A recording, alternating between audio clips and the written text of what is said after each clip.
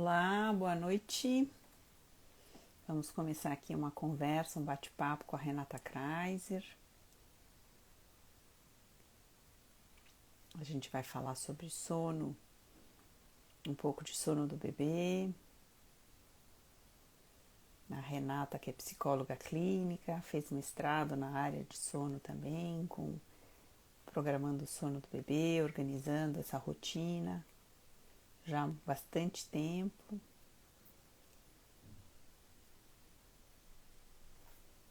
Vamos lá.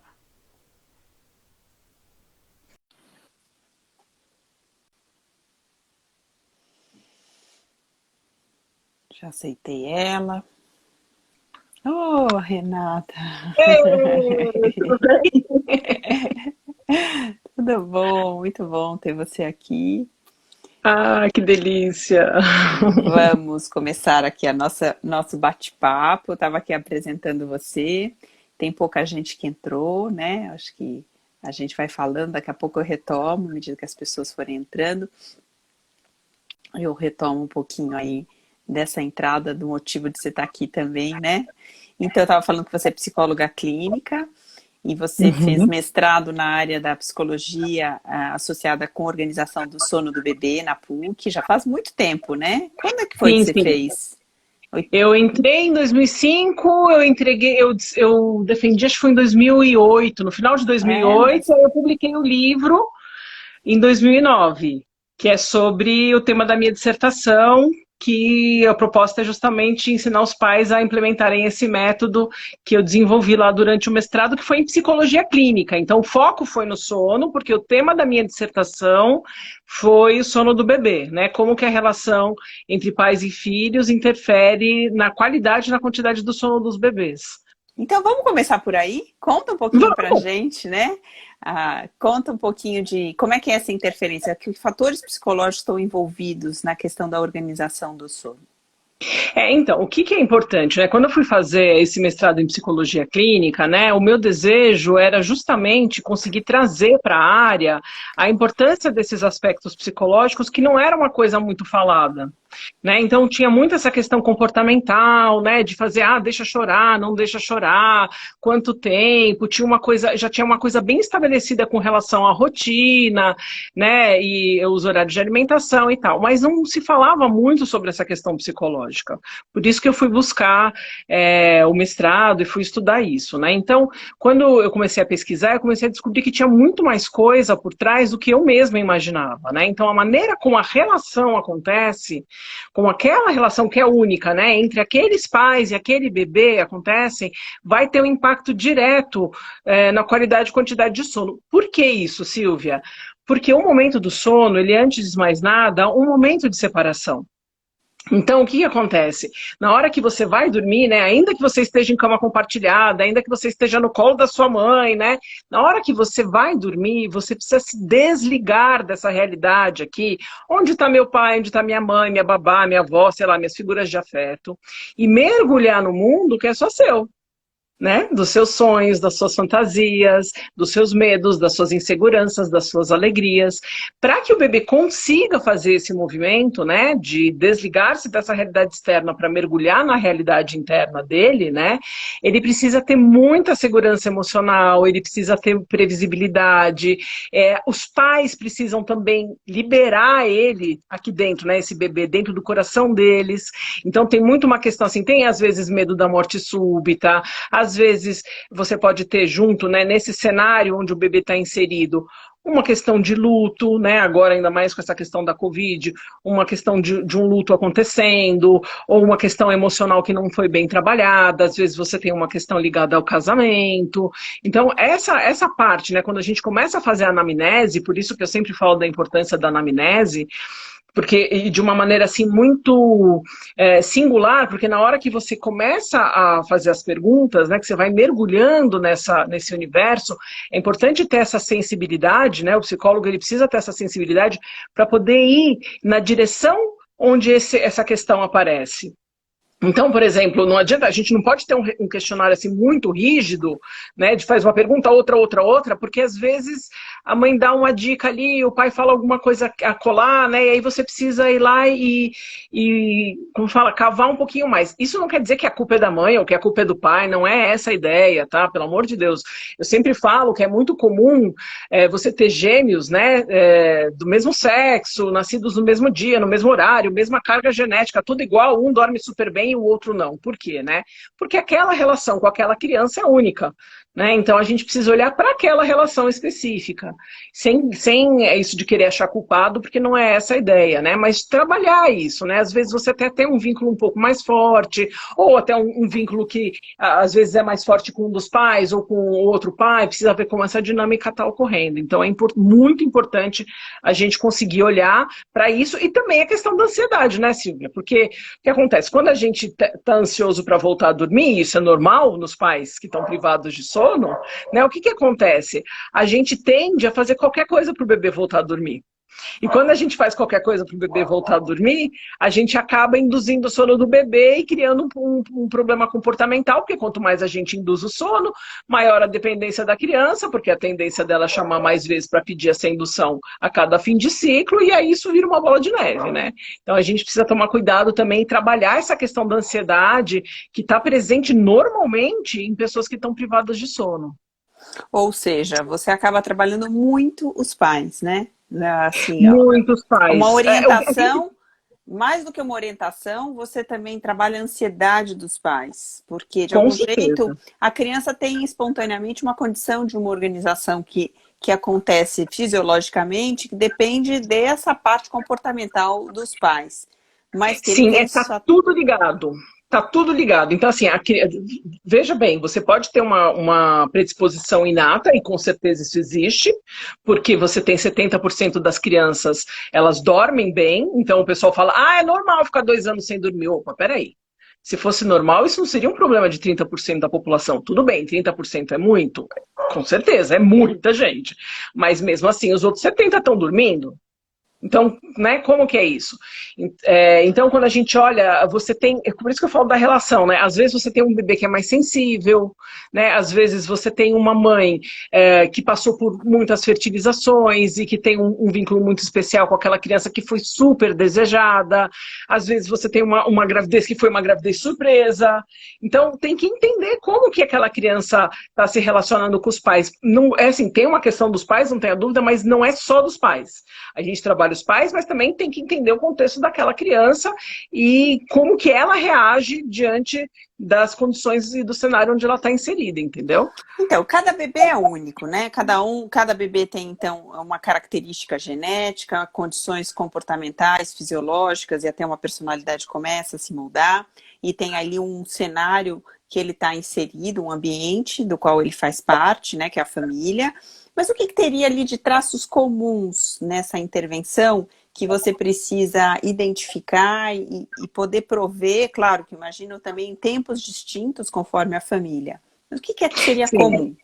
Então, o que é comum? Você tem a maturidade neurológica, que ela tem mais ou menos, né, não é um negócio assim cravado, mas ela tem mais ou menos uma cronologia, né? Cronologia, né? Que fala mesmo, né, que vai acontecendo. Então, se você tem um bebê de 3 meses, ele vai fazer uma soneca mais ou menos no intervalo de 2 horas e meia, mais ou menos. Se você tem um bebê de 9 meses, 10 meses, ele já vai dormir mais ou menos a cada 4 horas. É cravado? É aquela coisa, putz, cravado, certinho?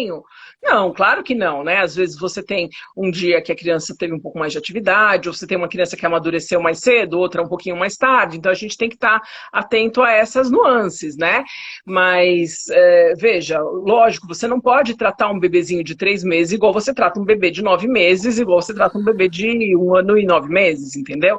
Então a gente tem essa coisa que é inata, que é própria do desenvolvimento infantil, e os recursos psicológicos que vão se dando de acordo com cada etapa do desenvolvimento. Então a gente tem que ter essa atenção, né, e cuidado, adequando o processo de acordo com a maturidade de cada criança. Dentro dessa visão, né, quando a gente entende o desenvolvimento infantil, quando a gente entende que cada fase tem a sua maturidade neurológica, tem os recursos psicológicos disponíveis, quando a gente entende isso, a gente consegue adequar a criança para cada fase, criando uma rotina específica para essa faixa etária, a gente consegue ter uma forma de manejar. Então, por exemplo, as pessoas perguntam para mim assim, Renata, mas antes dos 6 meses, a gente consegue fazer alguma coisa? Consegue fazer muita coisa. A gente pode trabalhar com intervalo de tempo? Eu não gosto de trabalhar com intervalo de tempo. Por quê? Porque a relação entre o tempo e espaço, essa noção, né, de que a minha mãe vai embora, mas ela volta, o meu pai vai embora, mas ele volta, entende? Essa percepção é uma construção subjetiva, simbólica, né?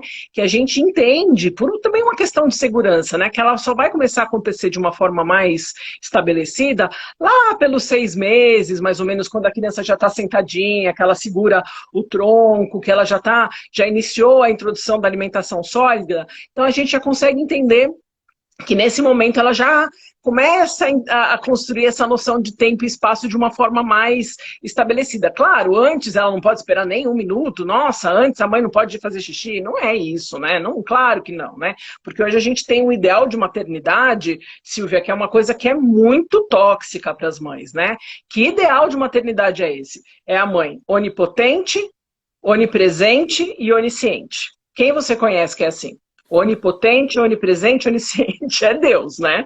E os nossos filhos não precisam de deusas dentro de casa, eles precisam de pessoas humanas, né? De uma mãe, de um pai que às vezes erra, às vezes acerta, mas como o Winnicott falava, né, suficientemente boa. Isso é suficiente já, não precisa você estar ali presente, mesmo porque 24 horas por dia, 365 dias por ano, né? Como o pessoal fala, meu chicletinho, meu chaveirinho, meu grudezinho, tem que tomar cuidado com isso, né? Principalmente, né, lembrando um pouquinho mais o Winnicott agora, ele falava muito da importância da falta, né, da ausência da mãe. Por que essa falta é tão importante? Porque é na falta da mãe, literalmente, que a criança vai entender que existe um não eu, né? Ou, em outras palavras, um outro. E a partir dessa percepção, né, que vem a angústia de separação, e que ela é bem-vinda, legal, a angústia de separação é bem-vinda. Nossa, mas como assim? Por quê? Porque a partir daí, a criança vai entendendo que a mamãe vai embora, mas que ela volta. A gente precisa abrir esse espaço, entende? Tem um pouco de angústia? Tem. Mas ok, depois a criança vai entendendo, então tá bom, a minha mãe é uma pessoa, eu sou outra, ela vai embora, mas ela volta e beleza. Aí a partir dessa constatação de que existe um outro, né, ou um não eu, o que vai acontecer? A criança gradualmente ela vai construindo a identidade dela separada da identidade da mãe. Isso é muito importante, claro, é um processo longo, só vai acabar lá no fim da adolescência, começo da vida adulta, mas ele precisa começar na primeira infância, né? Gradualmente. Então, quando a criança nasce, a gente tem uma simbiose. No comecinho tem, é normal, né? Nos primeiros 3 meses e tal. Mas lá pelos 5 meses, quando a criança começa a se dar conta que existe de uma forma mais consciente, né? Que existe um pai, né? Tem um terceiro, né? A gente começa a desfazer essa simbiose devagarinho, para lá pelos 8, 9 meses, por aí, às vezes um pouco antes, a criança consiga entrar naquela percepção. Bom, então, de fato, a minha mãe é uma pessoa, eu sou eu. Então, vive a angústia de separação, supera isso, para daí, no segundo momento, ela começar esse processo de construção da identidade dela separada da identidade da mãe. Certo? E tudo bem, só que isso é necessário. Qual que é a grande briga, né? Por que a gente fala tanto do sono e por que isso está tão ligado a essa questão psicológica?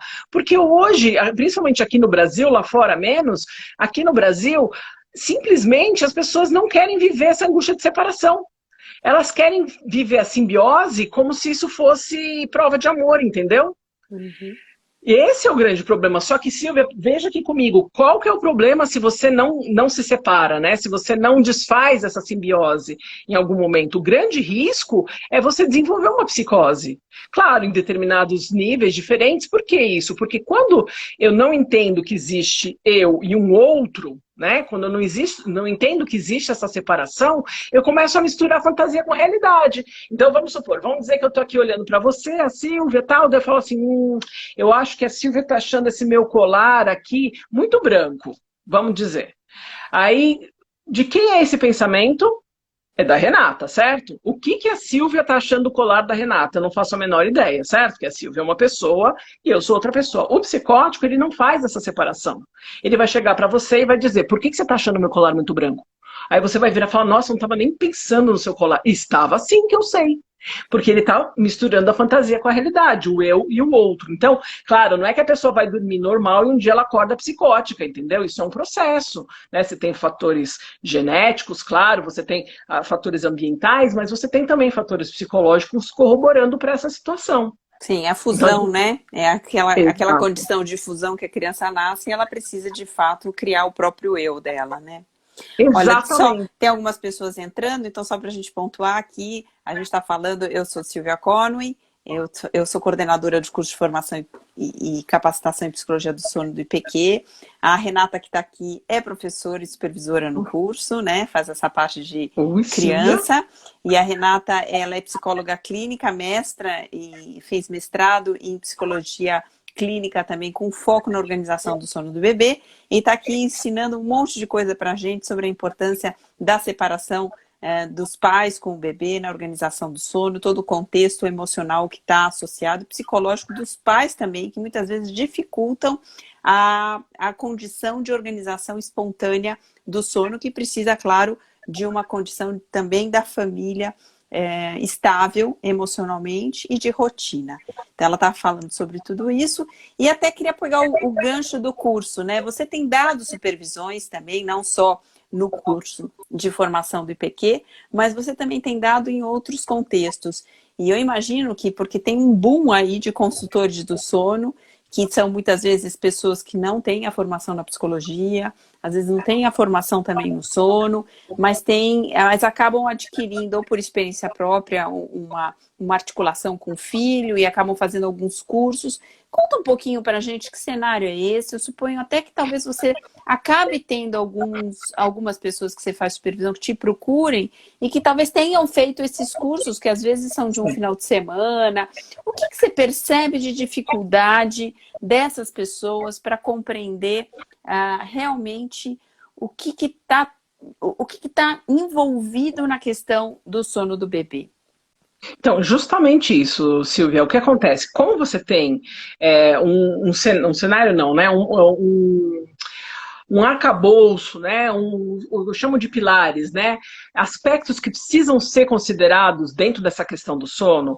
Quando a pessoa faz o curso do final de semana e tudo mais, em geral, ela vai olhar para dois pilares, né? Que normalmente eu chamo de pilares que sustentam o sono e que, na verdade, são, para mim, né? São quatro, e aí essas pessoas vão trabalhar com dois pilares. Então, normalmente, a pessoa que faz o curso que é uma consultora de sono, por exemplo, ela vai tratar o aspecto biológico, então ela vai trabalhar com rotina, ela vai entender essa parte das janelas de sono, ela vai trabalhar assim de uma forma mais superficial, mas ela vai olhar um pouquinho mais para esse lado e para o aspecto comportamental, que é essa capacidade da criança de conciliar o sono sozinha sem a ajuda dos pais, tá? Ou do cuidador.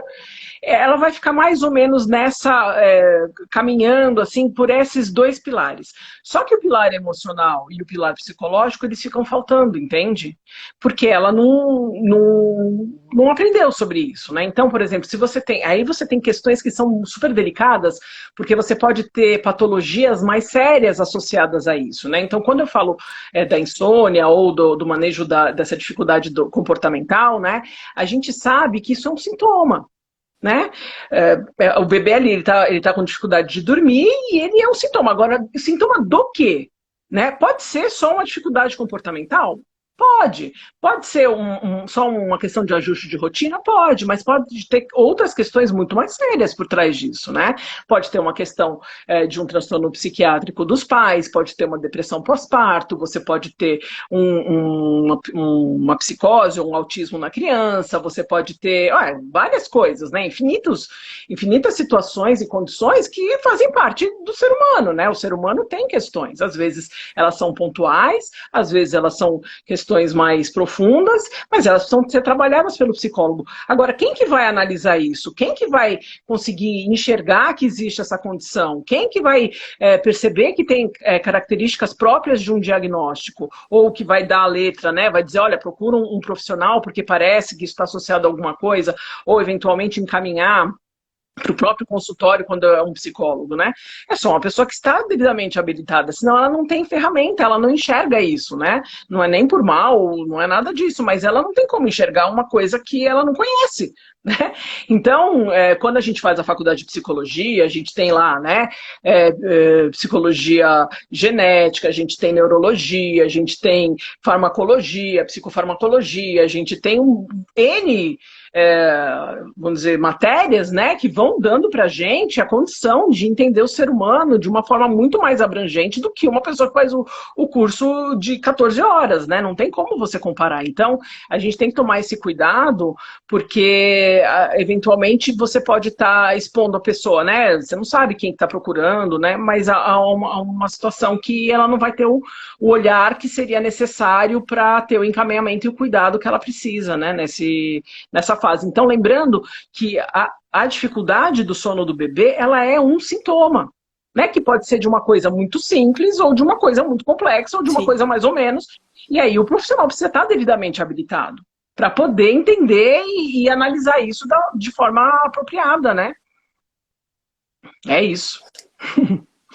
E das pessoas, ou seja, o que você está falando é que a psicologia faz diferença, né? Ter o arcabouço da psicologia ajuda, de fato, a trabalhar. Não, eu acho que são dois pilares extremamente importantes, porque a organização do sono, o que eu observo também, às vezes a pessoa não conhece o sono por um todo, né? O sono, realmente, como é que é a organização do sono para além da organização do bebê, mas, de fato, como é que é a fisiologia do sono. E aí você também está acentuando a importância da psicologia. E aí eu queria te fazer uma outra pergunta. Você também acaba atuando, intervindo com o sono de crianças. E você consegue identificar bebês que não tiveram uma organização boa de sono e a associação disso com uma dificuldade de dormir da criança? Você consegue fazer essa Com ponte? Conta um pouquinho certeza, pra nossa, gente. mas com certeza, com certeza. Quando você faz a anamnese, né, que você começa a perguntar e tal, você percebe que, assim, a incidência de crianças com dificuldade para dormir é muito maior naquelas que já tinham uma dificuldade para dormir quando eram menores, né? E aí, assim, essa dificuldade, quando ela aparece na primeira infância, a chance, inclusive, dela ser um adulto com dificuldade também aumenta. Então, é muito mais comum. Claro, você tem questões que podem estar associadas a coisas pontuais, né, como um luto, você pode ter até uma situação de trauma, que aí não necessariamente está associado a um mau hábito de sono no passado, ou uma questão do passado, que são questões pontuais. Mas quando a criança vem, né, já com uma dificuldade.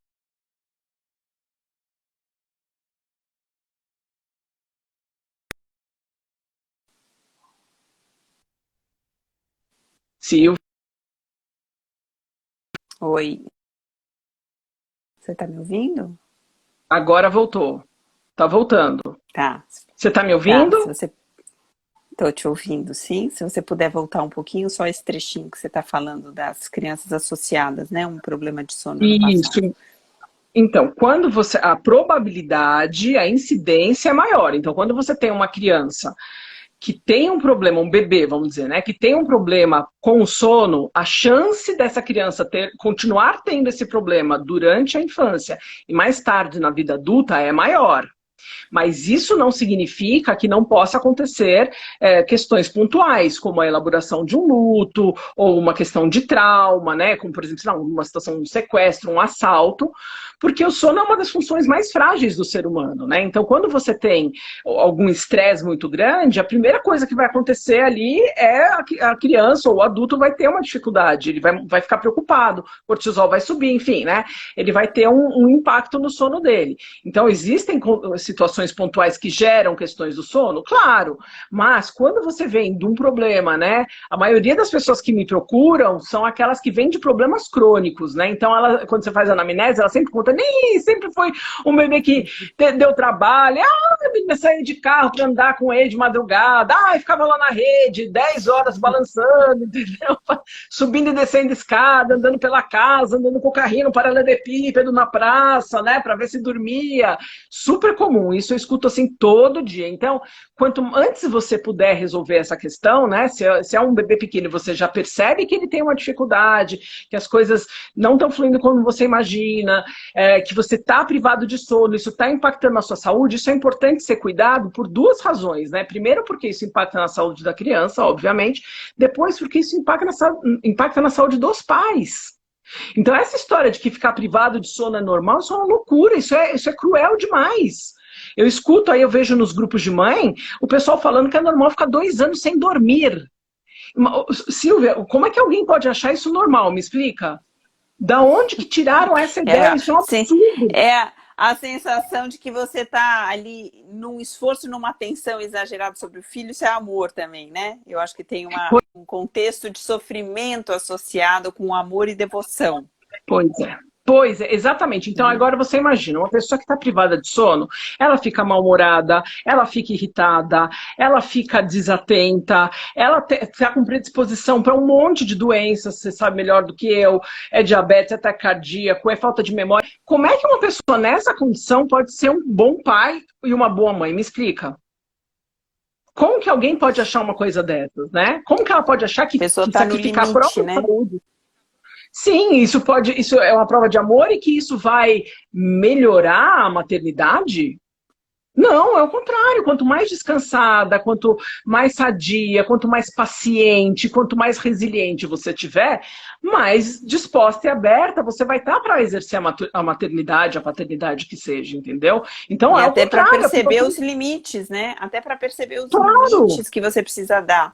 Ter essa sintonia com o bebê. Olha, temos uma pergunta aqui, que é do Léo. Tem um bebê de 8 meses, que tem vários despertares antes da meia-noite.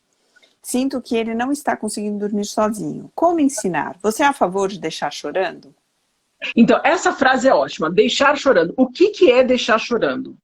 Né? É chorar ou é você fechar a porta do quarto, sair e largar a criança lá dentro? Porque parece assim, né? Criou-se uma confusão em torno dessa frase. Porque parece que deixar chorando é a mesma coisa que chorar. E não é. Então, toda vez que você frustrar o seu bebê, se ele for colocar o dedo na tomada e você disser para ele assim, não ponha o dedo na tomada, ele vai chorar. É normal. Né? Se ele for beber detergente, você não deixar ele beber detergente, ele vai chorar. Ou debruçar na janela, ou qualquer coisa que envolva frustração. Então, hoje tem uma confusão muito grande entre frustração e trauma. Então, frustração é quando você diz não para a criança, às vezes até por amor, né? Você não vai falar, ai, tá bom, filho, não posso te ver chorar, põe o dedo na tomada, então. Você não vai falar isso, né? Absurdo. Pode chorar até 2050, não vai pôr o dedo na tomada. Aí você deixar chorar? Não é, né? Não é deixar chorar, isso daí você está protegendo o seu filho, isso não é trauma. Você frustrar, você frustrar. É lógico. Aí a pessoa fala, ai, meu bebê pegou trauma da cadeirinha do carro. Gente, pelo amor de Deus, você pôs o seu bebê na cadeirinha do carro, ele chorou, ele tá bravo. Ele não tá abandonado, ele só tá frustrado. Isso não é traumatizante. Entende? Você pode acalmar ele e tudo mais. Agora, trauma, o que é trauma de verdade? Trauma é bomba na cabeça, é morte dos pais, é abuso emocional, abuso sexual. Gente, isso sim, perda, morte, privação de comida, miséria, isso tudo é trauma. Eu falo é criar uma condição de ameaça à integridade física e ou psicológica, né? Exatamente. Mas não uma limitação. Não pois uma limitação então eu falo que você cria uma condição de educação. Em 22 anos de psicoterapia, eu nunca recebi no meu consultório uma pessoa que chegou para mim e falou, hoje eu vim aqui tratar o meu problema porque minha mãe me pôs para dormir no berço, por exemplo. Nunca. Ou porque minha mãe me pôs na cadeirinha do carro. Nunca. Ou porque minha mãe falou não para mim. Isso não existe. Isso é uma loucura. Então, veja, então um contexto é você dizer não para a criança, não vou fazer o que você quer. Outra coisa muito diferente, aí eu entendo deixar chorando, é você colocar o bebê dentro do quarto, fechar a porta e se ausentar por 20 minutos, meia hora, ou sei lá que seja 10 minutos. Aí é outro cenário, porque daí a criança está chorando, está chamando os pais e os pais não aparecem. Aí é totalmente diferente, né?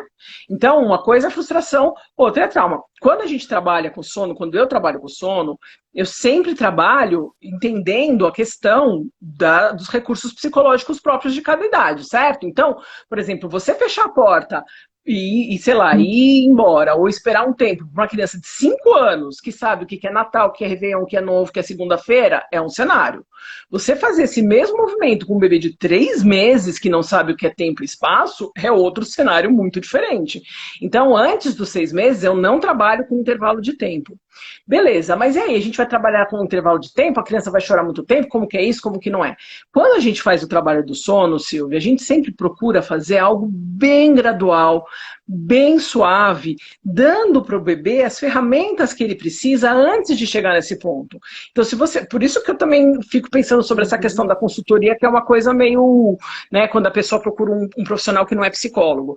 Por quê? Porque quando a gente faz esse trabalho, né, e a gente entende as fases do desenvolvimento, você pode adequar esse processo para cada idade, e aí o que acontece? Quando você vai dando as ferramentas, primeiro você vai dando passo a passo, né, as ferramentas para a criança, você primeiro acerta a rotina, depois você vai introduzir um ritual pré-sono, você tem maneiras de trabalhar com esse ritual para aumentar a melatonina, diminuir o cortisol, aí depois disso, que já está rolando legal, que a criança já está na nova rotina, aí você começa a ensinar ela a conciliar o sono sozinha, de uma forma bem gradual, sem intervalo de tempo. Depois que a criança já está com a organização do dia feita, depois que ela já sabe conciliar o sono sozinha, que as coisas já estão fluindo de uma maneira muito mais autônoma, com muito mais independência, aí sim você precisa dar um tempinho para ela conseguir conciliar o sono. É como andar de bicicleta, né? Você vai segurando no banco da bicicleta, né? Você vai lá, Silvia, pedala, vai lá. Você, ai, não solta a bicicleta, vai lá, Silvia, vai. Mas uma hora eu tenho que soltar o banco. Se eu não soltar o banco da bicicleta, a Silvia nunca vai sair pedalando, entendeu? Boa então, essa metáfora, né? Muito boa essa metáfora. Exatamente. É até é como se fosse o tapinha no bumbum. Vai, filho, que eu confio em você.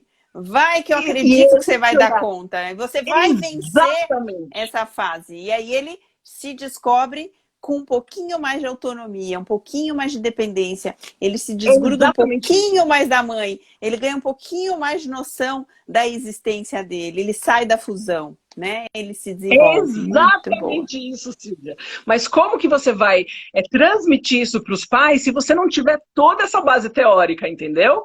E aí você vai guiando esse casal, né? Esses pais, ou às vezes é uma mãe solteira, enfim, mas você vai conduzindo esse casal respeitando as limitações. Então, às vezes, você tem uma pessoa que pode demorar muito mais tempo. Por isso que eu não gosto de vender uma coisa assim muito quadrada, né? Ah, é um jeito, é de outro jeito. Eu gosto de sentir o casal, porque às vezes você tem a própria limitação do tempo, da percepção, da vivência da maternidade daquele casal ou da paternidade, entendeu? Então você precisa saber respeitar isso. Agora, Renata, a maior parte que eu queria voltar lá para você tentar terminar de responder um pouquinho o Léo, e eu vou fazer uma pergunta que pode ajudar. A maior parte dos casos, mas eu lembro a pergunta, a maior parte dos casos é algo que demanda muito tempo, é muito trabalhoso, ou é algo que você precisa dar alguns toques, trazer uma organização, uma noção, sensibilizar os pais, identificar quais são os aspectos de ansiedade deles, acalmá-los nesse tocante e a coisa flui. Então, a maior parte dos casos é um pouco mais simples ou são casos mais complexos, que demandam mais tempo? E qual é o tempo médio que você possa dizer assim, excetuando, a gente tirando os casos mais graves, que pode ter, às vezes, até uma questão de neurodesenvolvimento? Tá, então, normalmente, assim, como eu gosto de fazer o trabalho bem suave, depende muito da pressa que tem os pais, né? Mas como eu gosto de fazer o trabalho bem gradual, bem suave, sem muita pressa, em geral, em um mês a gente consegue resolver o problema, né? Sendo que a gente faz a primeira consulta, vamos dizer, hoje e a próxima, em geral, daqui a 15 dias, mais ou menos, tá? Isso é uma média, ok? Só para ter vamos dizer assim, um panorama, né? E aí, isso aqui, nesse ínterim, entre uma consulta e outra, até depois da próxima consulta, eu continuo acompanhando os pais. Então, a gente vai conversando todos os dias. A gente faz um grupinho no WhatsApp, e aí a gente vai conversando, eles vão me contando como que foi a noite, como que estão as sonecas, né? Por que isso, Silvia? Porque quem está privado de sono, normalmente tem uma questão de memória também. Né? Às vezes a pessoa esquece, ela não lembra o que a gente conversou.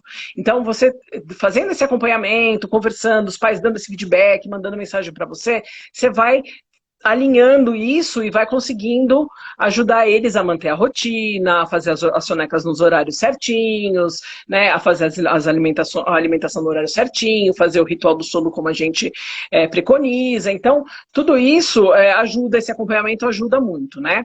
Aí você fala, você me fez uma pergunta, quanto tempo? E você fez alguma outra pergunta? Se a maior parte dos casos é um pouco mais simples, que você consegue ver essa sensibilização, né, sobre as ansiedades dos pais e acalmá-los em relação a isso, e tem aí, eles conseguem conduzir uma organização do sono, ou se é uma... que é a média? Se é Olha, rápido, né, na média?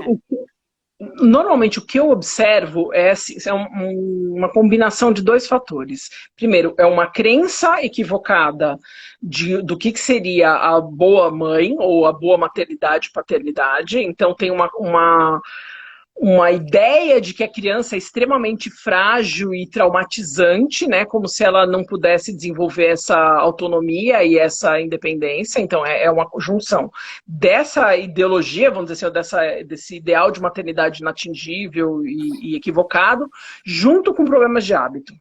Então você tem assim, hoje, Silvia, é muito diferente do que eram os nossos pais. Hoje o pessoal quer viajar, o pessoal quer sair, o pessoal quer ir para balada, quer ir na casa dos amigos. E aí acontece que acaba a rotina dos pais sendo priorizada em relação à rotina do bebê. Só que as necessidades de um bebê são diferentes das necessidades de um adulto. Né? Não tem como você querer encaixar um bebezinho numa rotina onde o pessoal sai e volta meia-noite, 2 horas da manhã para casa. Não dá, né? Ou ainda que seja 10 horas da noite, você vai colocar uma criança para dormir 10 horas da noite, ela já está desesperada de sono, né? E isso daí vai virando uma bola de neve. Então, quando a gente fala de sono e de trabalho de sono, em geral, uma das maiores frases, né, que eu acho que está implicando nesse processo é a mudança de hábito. É você conseguir explicar para os pais que eles não vão poder continuar fazendo exatamente o que eles fazem e ter um resultado diferente. Essa é a minha maior dificuldade. Então as pessoas, elas vêm com um determinado hábito que elas acreditam que é o melhor para o filho, e quando a gente passa para eles, olha, vocês vão ter que mudar de hábito, não vai mais poder colocar a criança para dormir tão tarde, a gente vai precisar da meia hora do ritual pré-sono junto com mais uma meia horinha de banho, aí vai 1 hora de ritual pré-sono antes de dormir, a gente vai precisar tirar celular, tablet, televisão, essas coisas o pessoal não gosta muito. Então a gente tem, vamos dizer, um estilo de vida, essa, a maioria dos casos é isso, é um estilo de vida que não corrobora para um sono de qualidade, nem dos filhos, nem dos pais. Você sabe melhor que eu que a gente tem uma epidemia de insônia, né? Essa coisa do celular e do tablet de madrugada, e para comer, e para dormir, e para tomar banho, gente, isso é uma loucura, né? Você não pode... Olha, a gente tem aqui um comentário, vejo muito isso no consultório. Pais com medo de dizer ao filho que o exame, por exemplo, precisa ser feito, com receio dele chorar. Eu acho que isso envolve, pelo que eu entendi, ela está dizendo de alguma coisa que precisa ser feita e que o filho vai ter que encarar aquela situação, né? Que não adianta, e eles têm medo de falar. Então, eu acho que isso encaixa com tudo o que você está dizendo. Eu acho que tem uma ideia de que não pode frustrar o filho, né? Porque frustrar o filho está sendo confundido como trauma, que você trouxe isso bem claro, de que duas coisas diferentes. Eu acho que tem um egoísmo, talvez, por parte dos pais, não sei se a palavra seria egoísmo, ela se expressa como, vamos dizer, a consequência é o egoísmo, mas é a ideia de que não precisa interromper a vida. É uma impaciência de dar tempo naquele momento da contingência necessária para o filho, né? Eu acho que essa e eu acho que um outro é uma ideia também confusa do que é ser pai, do que é ser mãe. Não tem isso de você, de repente, deles cobrarem de si uma perfeição, como se tudo fosse possível de ser feito para garantir ao filho virar um produto, né? Um ser humano de garantir um futuro feliz. Isso tudo traz também um cenário de muita pressão que me parece que é um entendimento do sono fora de um processo natural e fisiológico, porque a maior parte dos bebês e das famílias, antigamente, né? Quando a gente era criança, não existia ninguém que estava trabalhando o sono. Eram raras as questões com crianças, talvez, Sim, que tivessem mesmo uma problemática, uma família com alguma problemática. Então, acho que dava-se essa contingência, dava-se esse espaço, né? Talvez não tivesse tantos estímulos para os pais jovens ir buscar, mas também existia o entendimento de uma natureza espontânea da maternidade, que ensinava para a mãe a relação com aquele bebê, ela ia aprendendo. E também eu acho que as famílias tinham mais filhos, as famílias também. tinham crianças com quem as pessoas aprendiam a conviver e observar outras mães na família, como é que educavam. E hoje em dia nós temos muitas gerações de um filho único, um Verdade. filho que até tem um irmão, mas passado muito tempo. Então, eu acho que toda essa Uhum. ideologia que você está falando, que eu acho que até a psicologia vem trazendo a ideia do trauma, foi muito importante a psicologia introduzir a ideia do trauma, mas passa a ser uma confusão, às vezes, para o pai de achar que um não pode traumatizar. Até porque tem uma leitura da própria história de vida, como uma leitura de que a hora em que meus pais me castraram, me impediram de alguns desejos que eu tinha, alguns movimentos que eu tinha, eu até hoje não superei isso, eu não quero fazer isso com meu filho. Então há uma projeção. Uhum. Então tudo isso é o que Sim, você trabalha. Você trabalha a organização do sono do ponto de vista fisiológico, mas você trabalha demais essas questões que também estão mal resolvidas nesses pais e que estão sim. misturadas com essa ideologia de que tudo pode ser um trauma e que eu preciso me esforçar bastante para garantir uma boa desenvolvimento do meu filho em tudo para ele ser feliz, né? Sim, deixa eu trazer mais uma outra palavra que eu acho que é muito importante, que está muito em alta, é a questão da culpa. Então, o que acontece hoje, Silvia, é o seguinte: você tem vários grupos, né, de WhatsApp, de Facebook ou até no Instagram, onde as mães e os pais, eles conversam mais as mães. Elas conversam bastante. E nesses grupos, elas colocam coisas do tipo assim: ai, passa tão rápido. Ai, eu não tive problema nenhum de ficar 3 anos acordada, porque eu sabia que isso era o melhor para o meu filho, que ele precisava mamar em livre demanda. A noite inteira, isso era o melhor para ele, então eu não tive problema nenhum de dar isso para o meu filho. Então, fica assim uma colocação do tipo: eu sou uma mãe melhor porque eu estou mais disponível para o meu filho do que você que quer dormir, entendeu? E elas chamam esse desejo de dormir melhor de egoísmo. Elas chamam Uhum. isso mesmo. E ainda colocam: por que quis ter filhos se não era para ficar acordado de madrugada? E aí você tem uma culpa que ela é embutida assim na maternidade, que é uma coisa assim, é cruel, não tem outro nome, é cruel mesmo.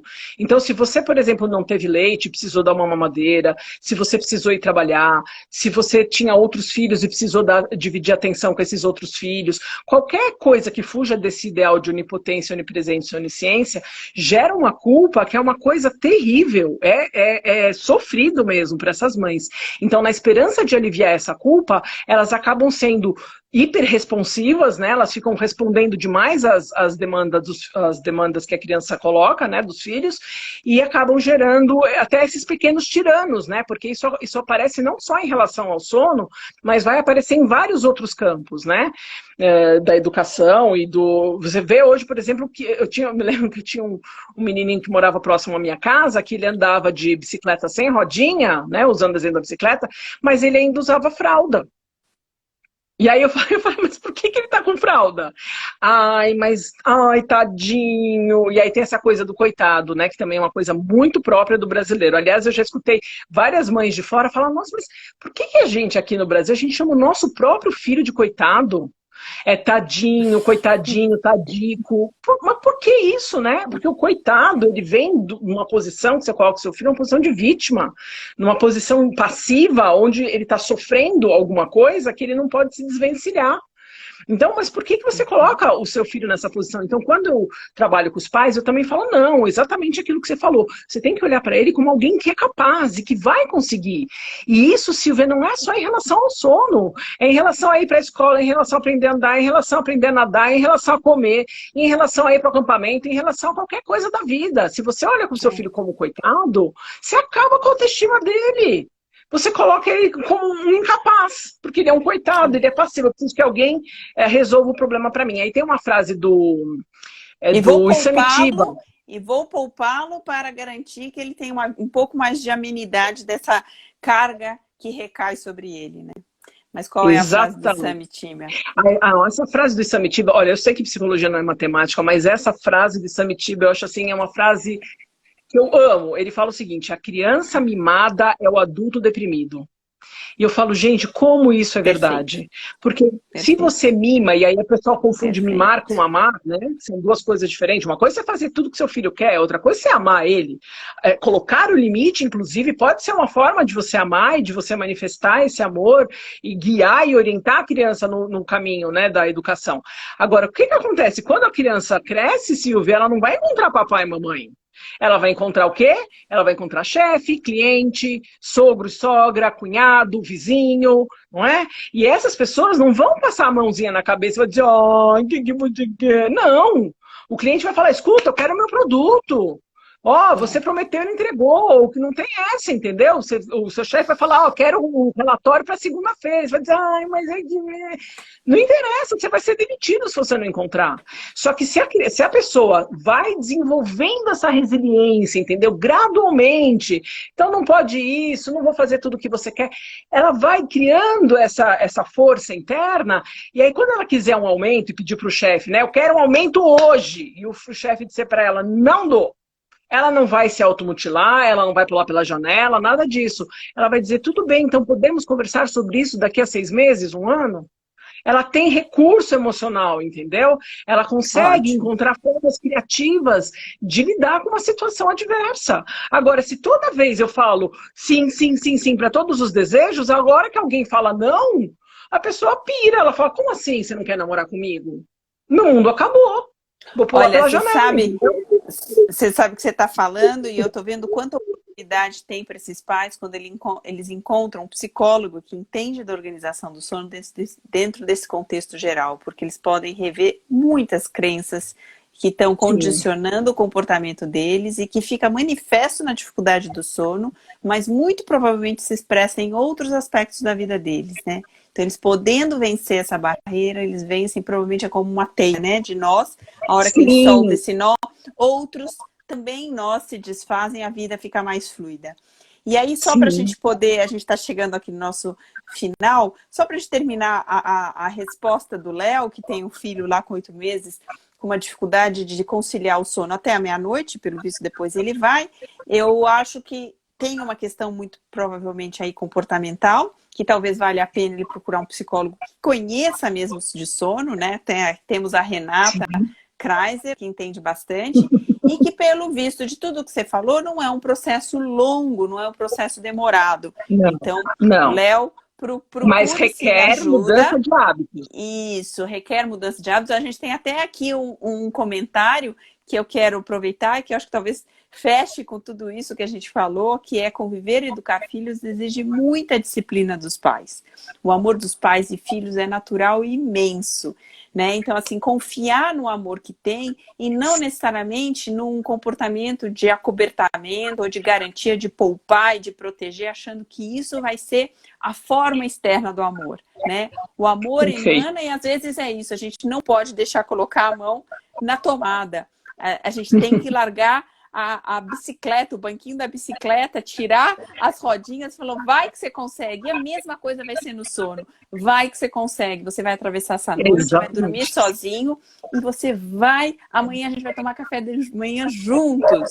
E aí depois, outro dia, a gente nada juntos, né? E a vida é a alegria deles quando eles conseguem. Me aprisionar. E eu não preciso aprisionar você em mim para garantir, para você sentir o meu amor por você, né? Perfeito, perfeito. E eu queria dizer o seguinte, a alegria das crianças, essas um pouco mais velhas, né? Quando elas dormem a noite inteira, a satisfação de poder dizer, mamãe, eu consegui, é uma coisa tão linda e a autoestima dela cresce tanto, que é maravilhoso de ver, não tem nada de cruel, não tem nada de ruim nisso, né? Ao contrário. E como isso se estende para outros campos, como você falou, né? E você poder amar e transmitir esse amor que é diferente de dependência, né? Que é diferente de simbiose. Ah, que legal. Muito bom. Foi muito bom. Para mim é uma parceria deliciosa ter você por perto, né? Obrigada, nas supervisões, no curso. as alunas do curso adoram você, né? Ai, Você que traz, legal, obrigado. você amarra muito a psicologia com o sono.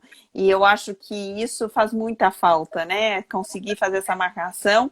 E para mim é uma pena existir essa busca, assim, porque no fundo tem um aproveitamento, às vezes, de um cenário de dificuldade de dormir. E talvez uma ignorância também. Às vezes é um aproveitamento, mas também tem uma ignorância de tudo que está envolvido. E a pessoa acha que basta apenas a experiência dela ou algumas Sim, informações. Então, eu acho que se a gente puder ir esclarecendo o quanto esse contexto ele é complexo e ele exige, sim, uma formação de um psicólogo, né? Na área do sono, a gente vê, de adulto, a gente vê a mesma coisa. Como que um adulto que entende, um psicólogo que entende de sono pode fazer uma intervenção na insônia completamente distinta de quem não conhece de psicologia. com A pessoa que certeza. não conhece psicologia, ela pode até entender das técnicas, mas ela fica limitada no manejo delas. Então, para mim, foi muito bom, assim, esclarecedor, você trazer esse mesmo contexto dentro da parte das crianças, né? Muito bom. Sim. Então, olha, Ai, que um agradecimento enorme. Logo mais aí, dia 24, começa o legal. curso. Você já está na sequência aí, que você já sabe. E que seja uma turma que siga aprendendo e curtindo tanto o manejo das questões do sono na clínica, como tem sido nesses anos todos. Obrigada pela presença Ai, eu que hoje. Obrigada agradeço. pela presença de todos aqui também. Muito obrigada. Um beijo grande. Tchau. Beijo, boa noite. Tchau. Boa Obrigada a noite. todos. Obrigada.